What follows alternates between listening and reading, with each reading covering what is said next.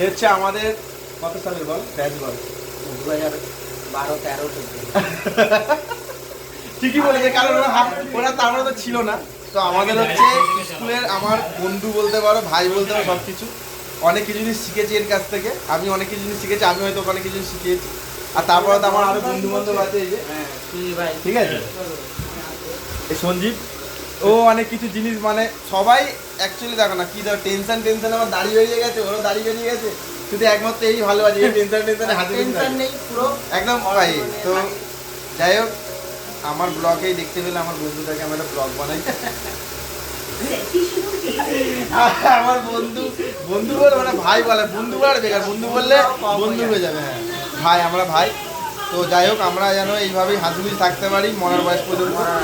হ্যাঁ, স্বার্থ থাকবে, কিন্তু স্বার্থটা কাউকে দেখানো যাবে না, মনের মধ্যে স্বার্থটা লুকিয়ে রাখতে হবে। সঞ্জীবকে তোমরা সবাই চেনো, ও গার্লফ্রেন্ডকে নিয়ে ঘোরে।